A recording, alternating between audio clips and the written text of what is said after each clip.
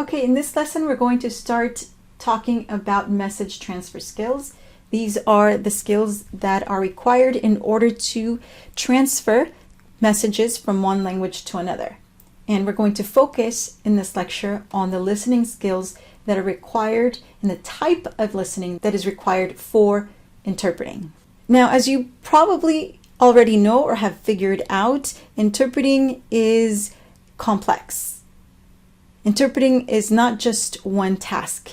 And because it's not just one task, it's actually a process, the ability to interpret accurately does not rely on just one skill. To be able to interpret accurately, interpreters need to develop and strengthen a wide range of skills, abilities, and knowledge. And that's because accuracy is complex. Finding equivalency from one language to another is complex. And it doesn't require just being bilingual. We will address message equivalency throughout this course and throughout the HCI program. But to begin, let's take a quick view and identify and define the process of interpreting and those abilities, skills, and knowledge I mentioned that are required to successfully deliver an interpretation that is equivalent to the original message. So what are message transfer skills? The authors of the Medical Interpreter textbook list 4 steps for message transfer. So they break the process down into 4 steps, and they include listening to a message, extracting meaning from it, finding an equivalent concept, and reformulating it in a target language, and then delivering it. So these 4 steps represent the tasks the interpreter performs each time they interpret one message. As interpreting students, you'll need to examine each of these steps in order to identify those skills that you need to have in order to perform each step. Okay, so let's take a look at the first step, which is listening to the original message in the source language. That's what we are going to focus on in this lecture.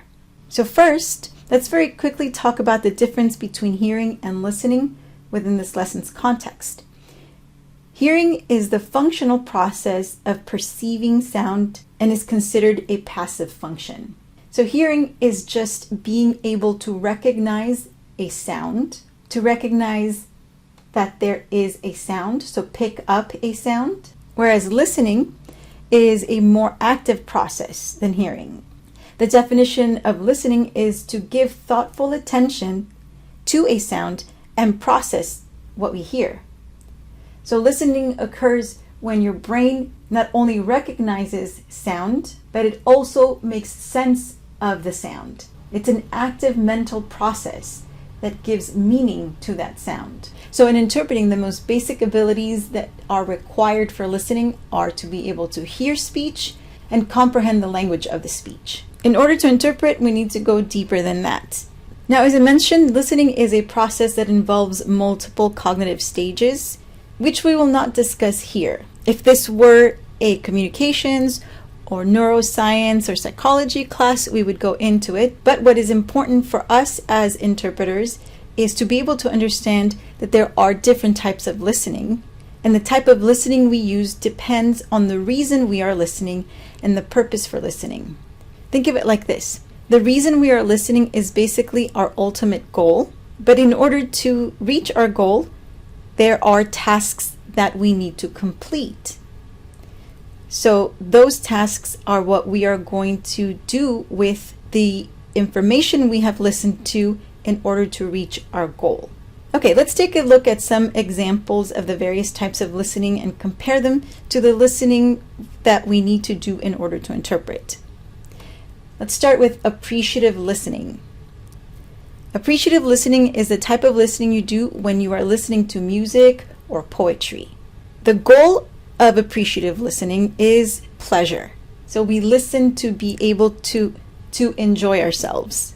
The tasks in order to reach our goal, so what we are going to do with that information we are receiving, is enjoy it. And very quickly, I want to mention that this kind of listening is sometimes also referred to as passive, but in reality, your brain is still actively processing the information and using it for enjoyment. If listening to music, for example, was passive, then you would enjoy any and all kinds of music.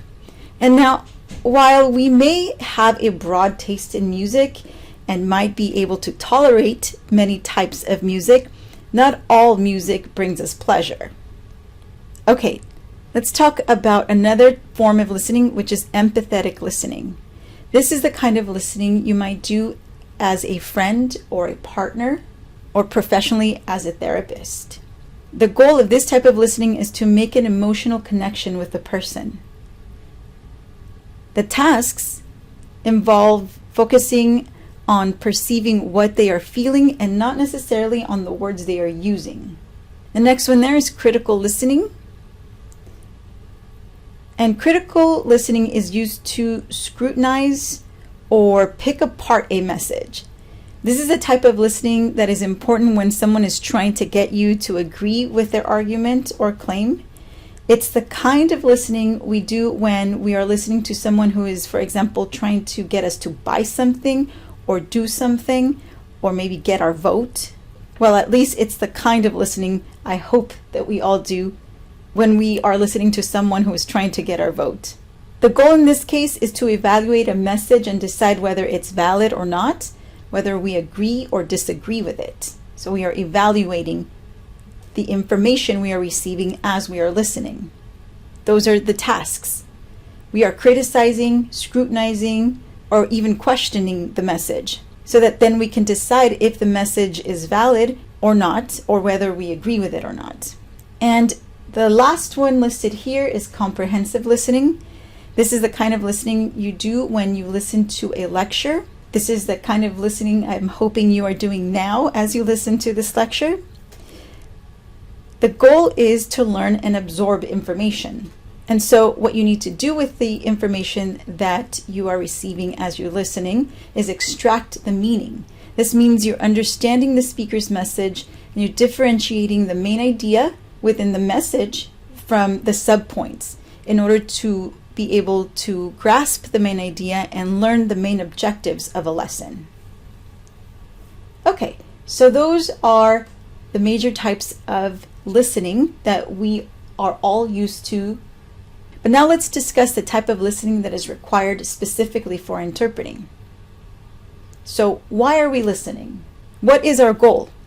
Our goal is to be able to deliver an equivalent message in a target language for a message that we originally heard spoken in a source language.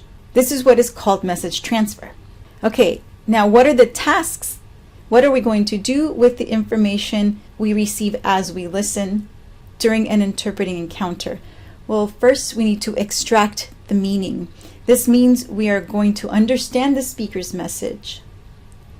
Once we have the meaning, then we can move on to finding equivalent concepts used in the target language. We are going to identify and select the words, phrases, and expressions we can use in the target language to express the exact same message that was expressed in the source language. Then we are going to formulate or create a message in that target language. So we're going to organize those words and phrases or expressions in a way that makes sense in the target language. Because when we heard them organized in a way that makes sense for the source language.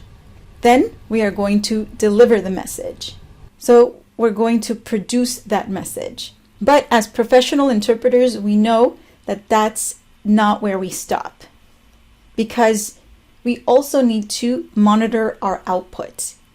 That means that you have to listen to your interpretation and be sure it is accurate, which includes making sure that your interpretation matches the meaning and intent of the original message, without adding to the original message or changing the meaning of anything within the message, and ensuring that it is complete.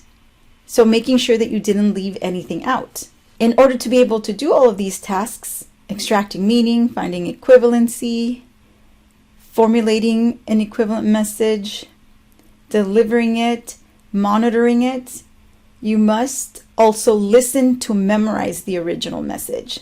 Okay, I'm going to stop here because before we move on to discuss the remaining steps required for message transfer, I'd like you to take a moment and reflect on the information you learned in this presentation and complete the listening exercises for this week.